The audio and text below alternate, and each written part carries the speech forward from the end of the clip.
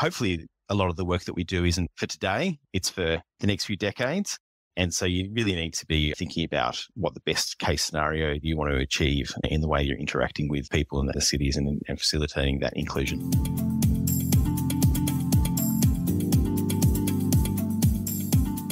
Are you interested in translating the city to the human scale? What do you think about the green and blue urban infrastructure? How can we direct urban evolution for the better future? Stay tuned for answers from Matt Gijselman. What is the future for cities? Do you want to learn more about them? Do you want to know how others think about them? Do you want to be part of the conversation? Then this is the right place. Welcome to What is the Future for Cities podcast. Today, I will interview Matt Gijselman, Director of Infrastructure Policy Advancement for the APAC Region at Bentley Systems. We will talk about his vision for the future of cities, smartness and technology, data-driven decision-making, climate-resilient urban experience, and many more. So let's start with a proper introduction. Matt Gijselman, with over 20 years of experience in public policy and advocacy, is the Director of Infrastructure Policy Advancement for the APAC region at Bentley Systems. He leads policy initiatives supporting digital transformation in infrastructure, working with stakeholders from government, industry, academia, and media. Matt is a strategic leader with strong communication and project management skills, deeply understanding the APAC policy and regulatory environment. He is dedicated to advancing infrastructure and bringing diverse perspectives to Bentley Systems. And with that, Matt, welcome to the podcast. Thank you so much for your time. I highly appreciate your appearance on the podcast. Let's jump right in. What does the future of cities mean to you?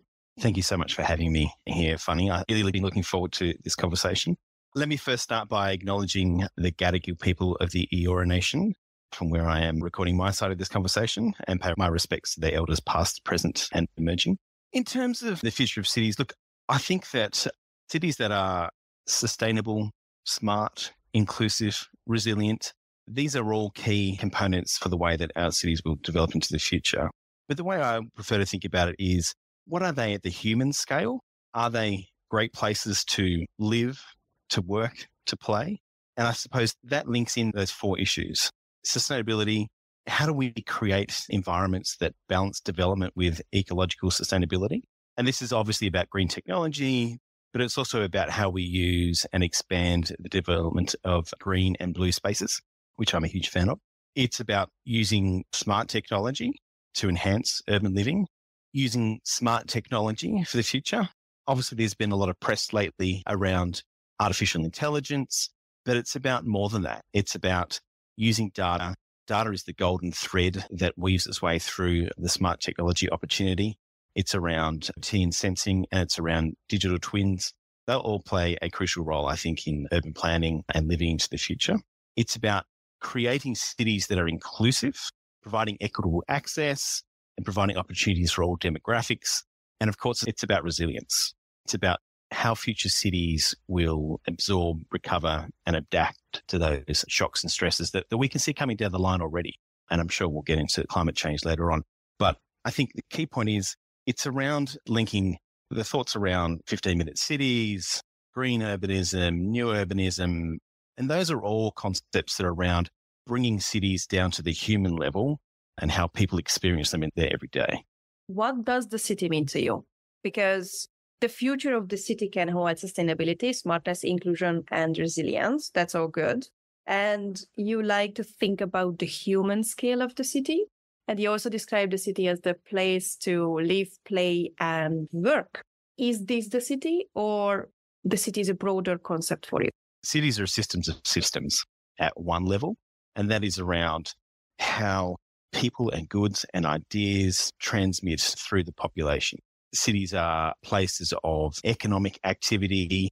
They are draw cards for thoughts, ideas, innovations, and those things are all true.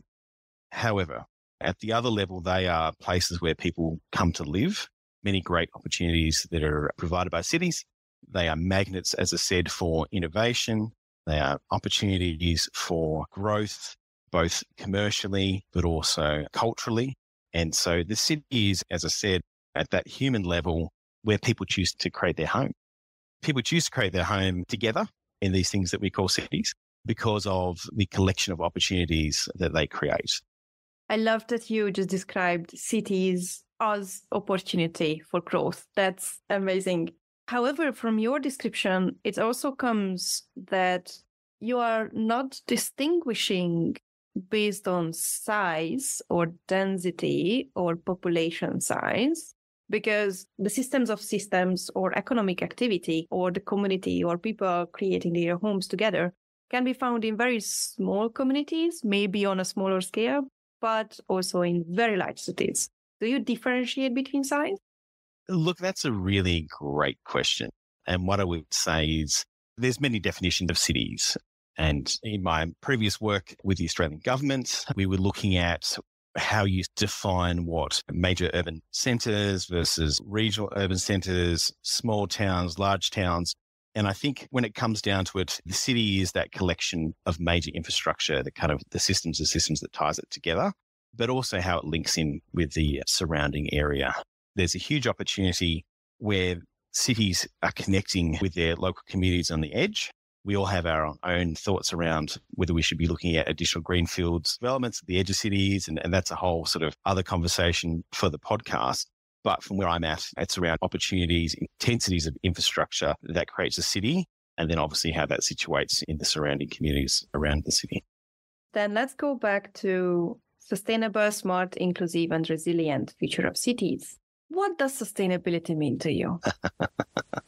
Sustainability at its heart is around how you can not only have a lower impact on the environment, but I think nowadays we're looking at how you can have a positive impact on the environment.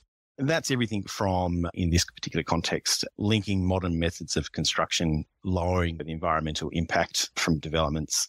That's around opportunities for rewilding, and that links in obviously issues around sponge cities and green urbanism. The reality is, if you look, I'm coming to you from Sydney. If you look in Western Sydney, it can get extremely hot. The urban heat effect in Western Sydney is world-class, if I can put it that way. There are times where Western Sydney has been the hottest place on the planet. And study after study shows that where you unlock green spaces, where you facilitate access to blue infrastructure, that can have a significant and direct effect on those areas, those regions. Basically 2% for additional green space and basically 3% for blue infrastructure reductions in the heat island effect. So in terms of sustainability, it is around how you're bringing that green opportunity into your city. And as I said, not just reducing the impact that you can have on the environment, but actually looking at a positive impact.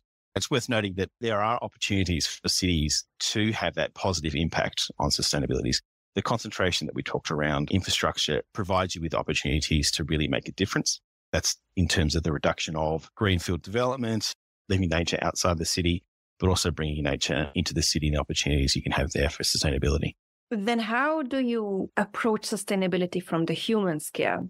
Because you also mentioned that these terms make sense for you from the human scale.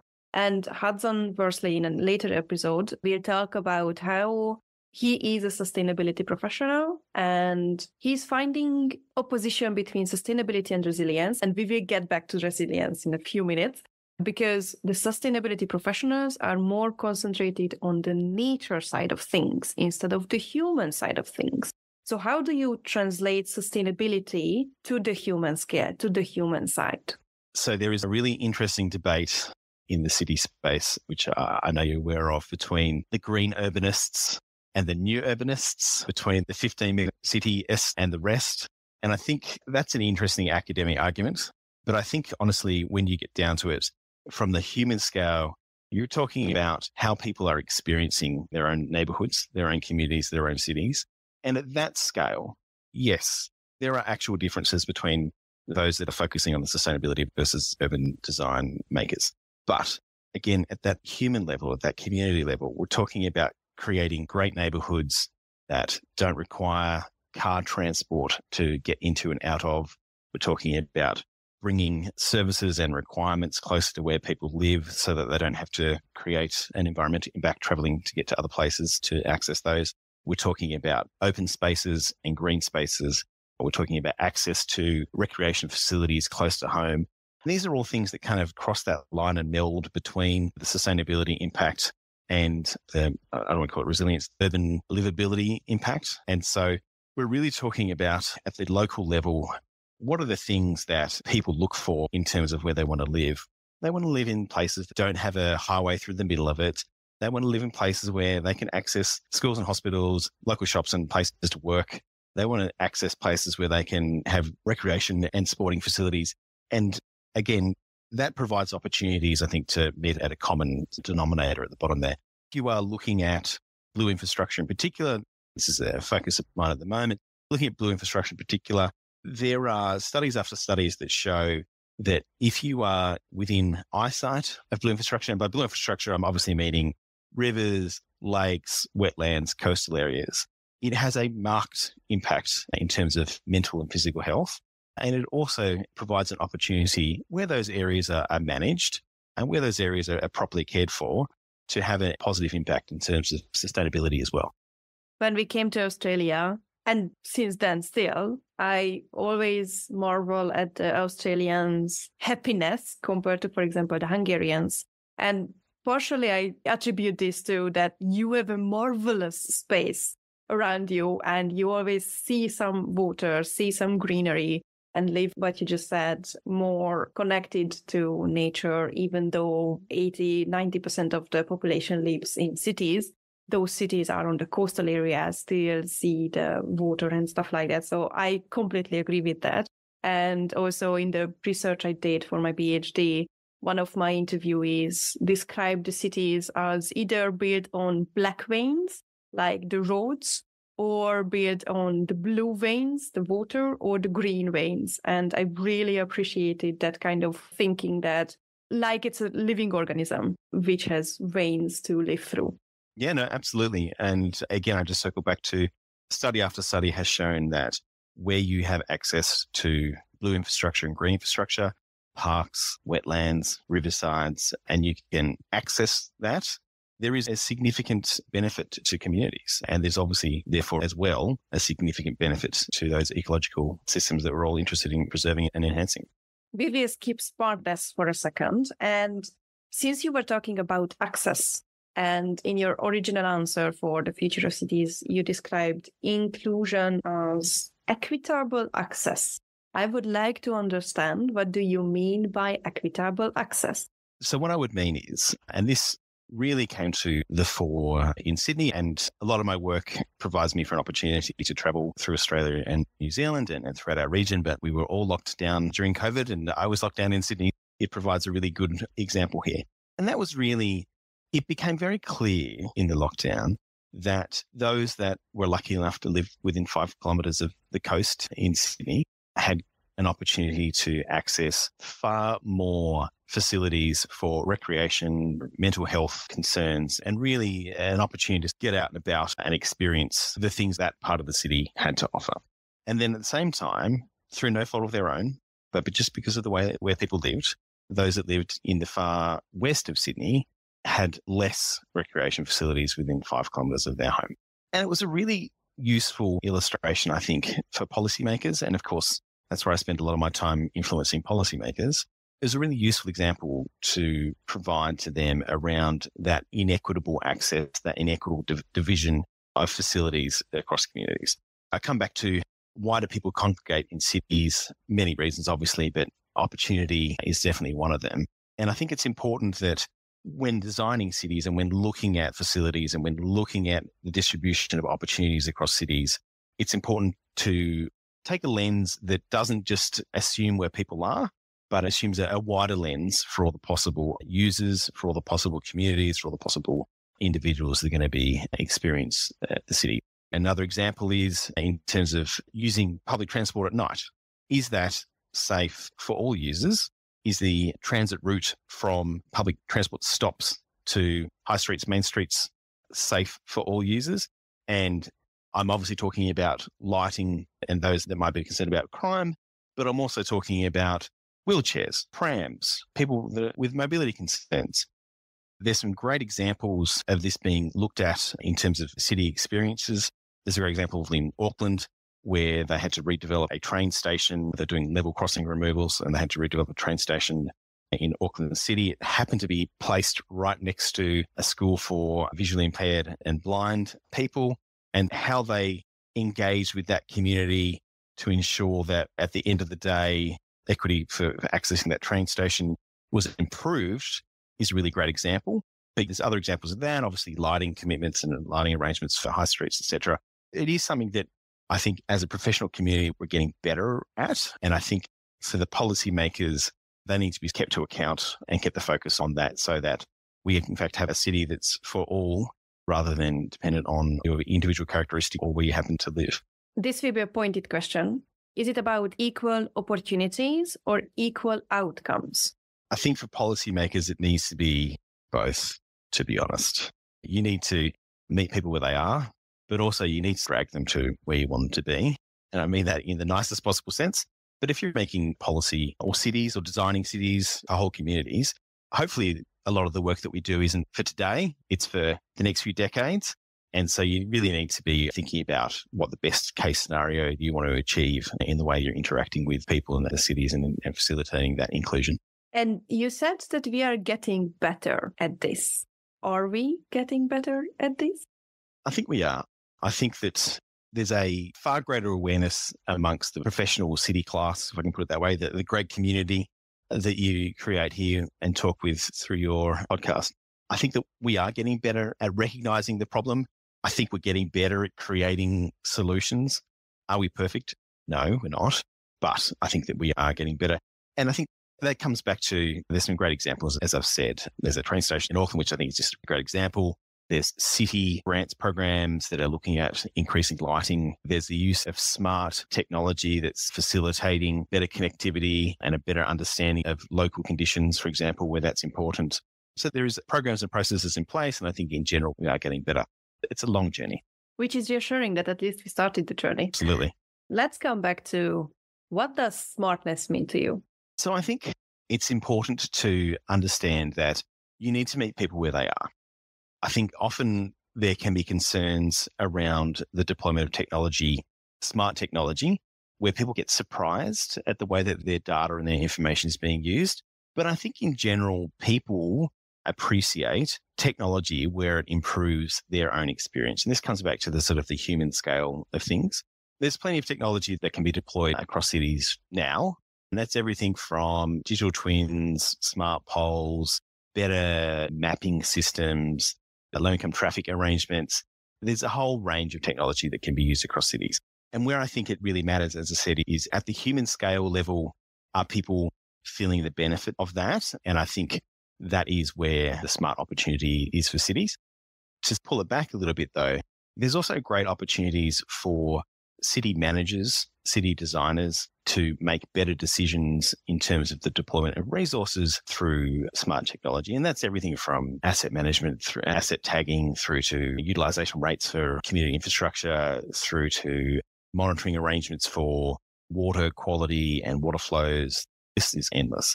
And so the opportunity is there for a very human scale beneficial impact through technology that can be deployed at a sort of macro and micro level. So when you talk about smartness, it's smart technology, not smart city. Yeah, look, it's a smart city, Sunny. To my mind, a smart city, you think of the Jetsons.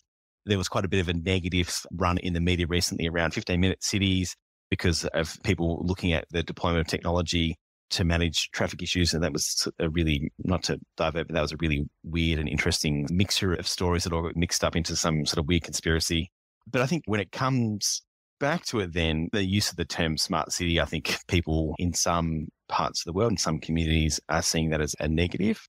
And so I think, again, we just have to meet people where they are at that human scale and talk to them around what are some of the benefits that are available to them, how it is actually impacting them, how sensors that are able to tell whether or not traffic is flowing is actually improving their ability to get home faster and have dinner with their kids. How data being collected in relation to utilization of sporting fields is feeding into how local governments are considering the maintenance of those sporting arrangements and whether or not there should be additional sporting fields. So there's very human impacts of these things. And I think if you allow people to understand how this information, this smartness is being used, as it were, then I think takes a little bit of a sting out of the tail. And now I would like to take a step back. When you described the future of cities, you said sustainable, smart, inclusive, and resilient. And in my research, I realized that these terms are definitive. They imply a final state. They imply an attainable goal for cities.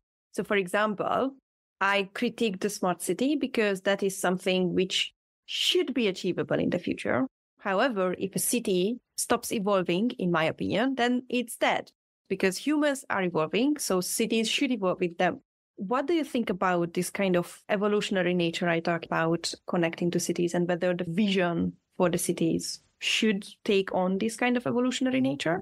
So I think that there's no doubt that when a city stops evolving is when that's the end of that city, whether that's near or far. What I would say is that there's huge opportunities for cities in the future. And I think that that's not only around the technology innovation that we spoke about a moment ago. And just to stop on that, smart technology implemented to support cities is a really important way for them to not only deliver those better services, as I said a moment ago, but also to become more sustainable organizations. And by that, I don't necessarily mean ecologically, but there's huge productivity opportunities that are available for cities. There's huge efficiency opportunities. I think studies have suggested that implementing smart land management can save in the order of 20%. And when all these local governments are genuinely looking at financial issues and financial viability, it's important we stop and spend a moment and acknowledge that there are actual productivity gains that can be gained here.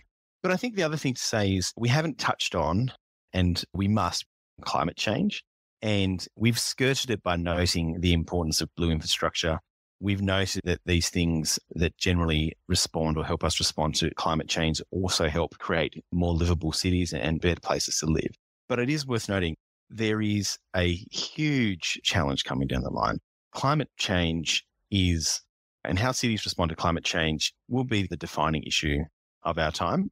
We're looking at increased temperatures. We're looking at demographic changes, displacement of people. Obviously, we're looking at rising sea levels. We're looking at impacts on water, not only water availability, but also change precipitation patterns and what that means for cities. So there's a huge opportunity, I think. Obviously, there's a little bit of a concern around how cities are facing into that, the impact it's going to have on cities, but also there's a huge opportunity there. And that again links back to that piece around green infrastructure, blue infrastructure, sustainability, urban sustainability, and livability.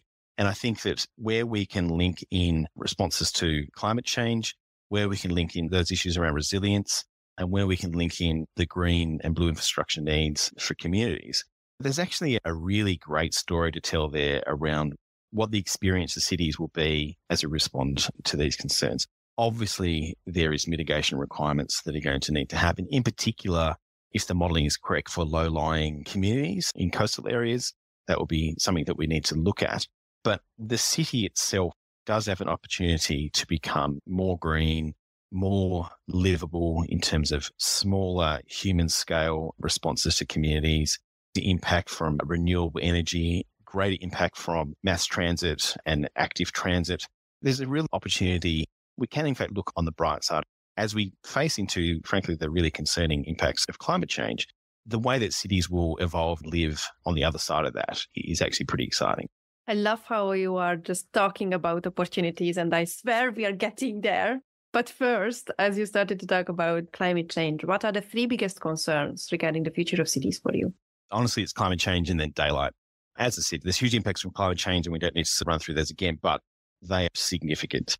And then I suppose social inequality is a concern, and infrastructure life cycles, infrastructure strain, infrastructure delivery, I suppose, would be another one. However, you can actually quickly make a line between the impacts of climate change and those two other issues themselves. And there's no doubt that social inequality is a concern. It's widening. That's what the data says. It's quite clear. Here in Sydney, we obviously have massive concerns in relation to housing and the way that both owners and renters are finding shelter. I know that's an issue across most of the Western world in terms of infrastructure strain. I think the infrastructure gap is $15 trillion. And so that is a lot of money that we need to find for infrastructure globally. But again, it's actually a really easy line to make between the impacts of climate change and those other issues, as it will be for most issues that are facing cities. Again, I come back to it's climate change and then daylight after that. Do you think we can solve climate change? Of course we can. I choose to be an optimist on these things. And I think the scale of change that is required for us to get to a net zero economy is really significant. And I have worked in and out of government, and it's frankly been a little bit daunting trying to look at how we as a society, as a community will get there. And to be clear, I'm not a climate scientist, so this is my opinion. But I think that there's significant changes that are now happening in industry. Obviously, the biggest concern for me, but I actually think it's a fairly significant topic of conversation and concern wherever you are in industry at the moment. How can we do X whilst contributing positively to concerns around climate change? What are the changes that we're going to need to do to achieve Y? What needs to look at changes there? What technologies are available? What are the technologies that are required? A really good example is energy, the whole energy sector, both in creation and distribution. The scale of change that is happening in the industry, the scale of projects that are now being developed, the scale of investment that seems to be being unlocked in a global sense, the regulatory frameworks that governments are looking at in terms of ensuring access, viability, and in fact, a ramp up. It's taken a while, but we seem to be getting focused enough on it to make a significant impact. And one thing that I would say throughout my years is eventually sort of governments and businesses get their mind onto things. Timeframe for adoption isn't ever as soon as the first adopters want it to be, but it's getting there. I think that changes are happening and there is positive changes happening now. That's really reassuring to hear. And Adam Dorr in episode 222 also talks about how these clean disruptive technologies are already present and they are not just good for the planet, but also economically more viable.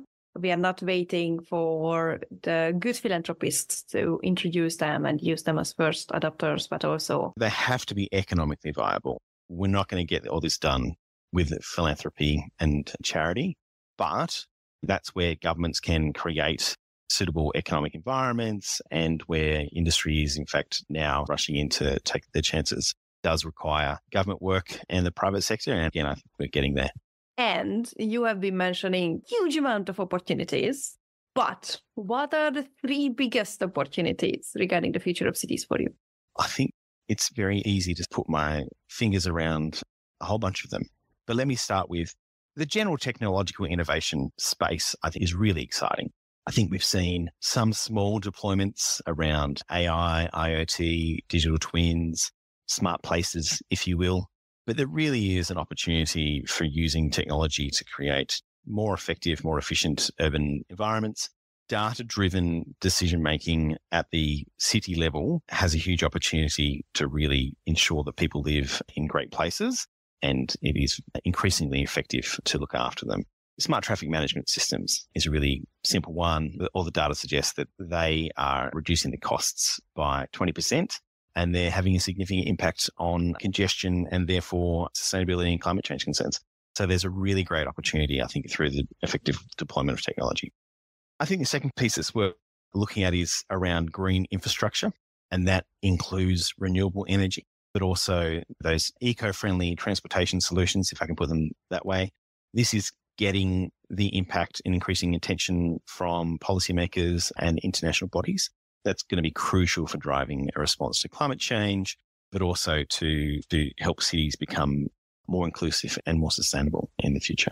And then I think the last one would be that climate-resistant urban experience, if I can put it that way. More facilities for active transport, more facilities for sustainable transport, more inclusive planning schemes, bringing in stakeholders that aren't necessarily the first thought when you're looking at design and engagement for cities, how they are looking at, in terms of that climate resistance, modern methods of construction, digital engineering, off-site construction. There really is some great green technology that's coming through. So I think those would be the three opportunities regarding cities I'm looking at. And again, there's plenty of opportunities there and there's plenty to be positive about. You said climate resistant urban experience. Is it resistance? Should it be resistance? Should it be resilience? Should it be adaptability? Should it be mitigation? I'm asking this because resistance is very harsh and I think it breaks at some point. And I don't think that's really good for the future if we know that it will break at some point. And we know that it will break at some point, that's for sure, because we are planning for the future with past standards and maybe 10% more, because that's what the history tells us. But we know that we will see changes in the future which we can't even imagine right now. So can we really be resistant? That is a great question. And I think all the modelling suggests that the climate is a changing arrangement now and will continue to change. So I suppose what I would say is resistance is a hard term. And I suppose if I'm thinking about the human scale of cities, I'm thinking about how they are adapting and how communities are adapting to climate change and how, and I come back to, not only are cities responding to changes in the climate, but in fact, how are cities responding by unlocking opportunities around better places to live, green places, blue infrastructure, shrinking the need for extensive travel to access everyday requirements of living in a city around places to have recreation, places to live, places to get education and health care from. How cities are, I suppose, responding is probably an adaptive requirement rather than a resistive requirement. Funny. What I would say is it's great that we are moving, and I think we are, it's great that we are moving towards a broad-based understanding of the need for change. You're never going to get everyone, or certainly you're not going to get everyone now, but I think those of us that are looking at urban environments, how they are going to exist into the future, are, I think, aware of the need to start to respond and aware of the needs that are going to, from government, and linking all those things together in terms of how industry and government are moving together to respond. It's not necessarily a resistance issue. It's probably more of an adaptation in the end. I would like to also come back to the data-driven decision-making, because in the past, we have seen that historical data dictated the decision, coming to the predict and provide approach, where the historical data provided that we need more roads because there are too many traffic jams. And then we provided more roads, and then people realized, oh, there are more roads, then I can drive my car more. Basically, that backfired in the sense that we were not preparing for a future where, for example, public transport could be so much better. How can we create a data-driven decision-making, which is very important that we learn from our mistakes and plan for the future based on historical data, but not make the same mistakes we have been doing with the predict and provide approach, for example? It's very easy for, I think, those of us in the policy-making space to feel disappointed with the decisions that have been made previously across a whole range of issues, not necessarily just around cities. But I think we have a better ability to model the responses of policies nowadays. I think the short version there. Policymakers always looking for the best outcome, however they're defining that outcome. The way I look at these things is we have a significantly higher capacity to generate and capture data nowadays than we have previously. And there's a whole range of technologies that are facilitating that. We have new smarts that can help us analyze that data. And that includes machine learning and AI and digital twins. And we can have a better understanding of what exists, and we can have a better understanding of the impact of policy decisions. What I think has never changed and probably should never change is the decision-making that occurs based on that data and that analytics is really, that's what communities need to be involved with. That's where political actors play their role, community leaders play their role, advocates play their role. And I think we're in a better position nowadays for eyes wide open decision making. You may call it data-driven decision making, and understanding of, okay, these are all the things that we've got data on. This is what the models suggest the responses of our policy decisions and our political decisions might be. And then really it's up to communities to make those decisions. It's up to political leaders to bring their communities with them. And it's up to, obviously, political players to make the policy decisions that are then implemented by bureaucracy and the community around them. Can I just make one point, which is that's not necessarily going to be a popular view for experts in the space, certainly as someone who has worked inside government. You really need to let politicians make political decisions, in my assessment, based on the best available data that can facilitate that decision-making. But decisions need to be owned by communities, and for better or worse, communities are electing those politicians to make the decisions. Which part do you think is not welcomed in the urban experts space? I do know that experts in our space, in the city space, are often appalled by the political decision-making that goes into things. For example, that can lead to underutilized commuter car parks. It's probably a really simple, accessible example, as opposed to other mass transit options. But again, we need to, in my mind, let politicians make the political decisions on behalf of the people they represent. So the politicians and the official decision makers need to make the decisions. That's their role. Community needs to be involved. That's their role. What is your role in establishing the future of cities? When I'm feeling the most hopeful, I feel like I'm opening eyes and changing hearts in the role that I'm playing in this space. As someone with a long-standing interest in data-driven decision-making and the impact on policy, I would like to think that there's an opportunity to utilize my expertise to create those better spaces. I've been lucky enough to work across a few policy areas in my career, again, both in and outside of government. There was a former Chief Commissioner, actually, of the Greater Cities Commission here in Sydney, Jeff Roberts, shout out to Jeff, who encouraged me to read the Jane Jacobs Death and Life of Great American Cities book when I was just starting out in the sort of city space many years ago at this point in time. And the ability to really think through again, I don't want to come back to this point all the time, but the kind of human scale, the lived experience of people in cities and how those things could be considered from not just from a public policy space, but from a impact of how things are designed, an impact of how people are able to access what they need every day, and what that sort of means in terms of the placement of infrastructure and an understanding of the development and space really opened my eyes. And from that moment on, I've been hooked around bringing my experience in terms of data-driven decision-making and policy engagement alongside those considerations of how people exist and live in our cities. Matt, you have been very generous with your time and answers, and please keep up the good work because this sounds amazing, bringing these ideas into the human scale and helping cities to find their own future with the human scale and humans involved.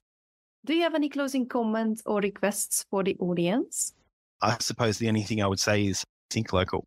There's plenty of opportunities for people to be engaged and involved in how their local communities are coming together.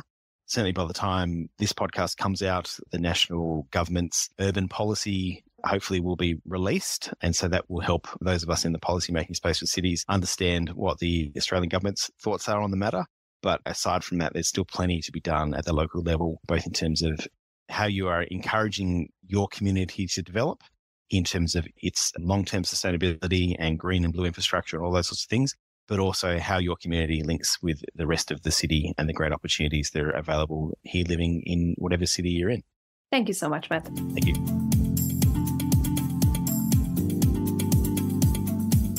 It was really interesting to hear from Matt that we can solve climate change with existing technologies, not to mention the need for urban services to be available for everyone.